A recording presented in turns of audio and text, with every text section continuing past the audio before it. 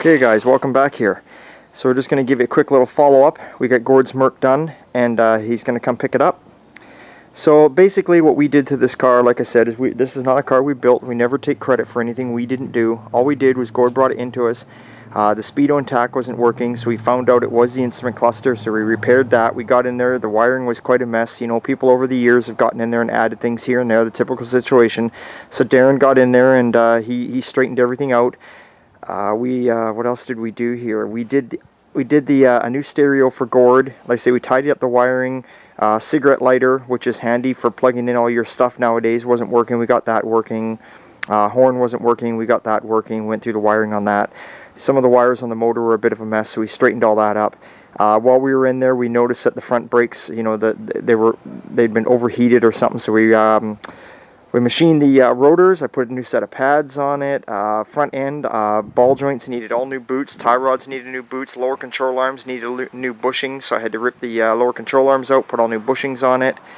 What else can I tell you? We cleaned up the rear brakes, adjusted them. And yeah, we spent a couple days here and there farting around with it, just going through some stuff. And she's good to go now. I just finished giving it a wash job. We washed it and cleaned it up here for Gord.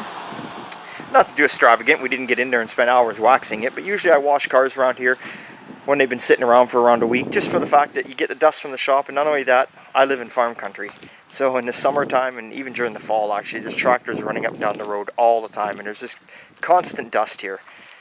You give this car maybe 2-3 hours and it'll be dusty again. It's just the nature of this neighborhood. But there it is. So we'll wait for Gord to show up, and when Gord gets here, we'll do a quick little video as he takes her out of the driveway and runs her down the road. But that's good, it's all done, another happy customer, and we'll see you here in a bit.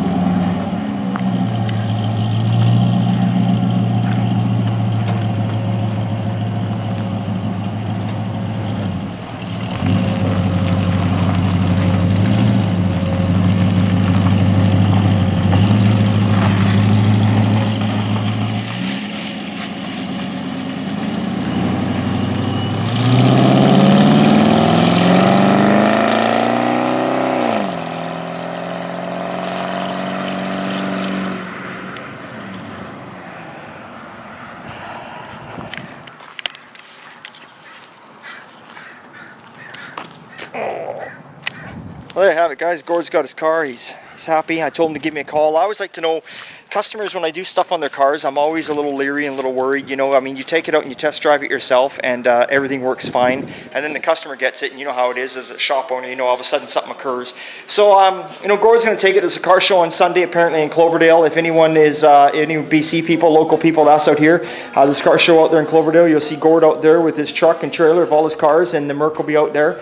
So stop in, check Gord out at Kit Equipment, and maybe he can hook you up with the trailer. The nice thing is with Kit Equipment is Gord not only just sells trailers, Gord's a car guy. So he knows what you're looking for. He knows what you need. He knows everything you're going to need for the right trailer for what you are looking to do. But anyway, that's about it. So he's going to take it out to the car show, drive it around, and I told him to get hold of me on Monday and let me know how everything works, because I always like to get some feedback from my customers just to make sure everything's okay. Because if it's not, well, then I want to give them the back here as soon as possible, and I want to fix whatever they feel is wrong. Anyway, all right? Remember, it's always a good time at old time. We'll see you next time. Okay, guys.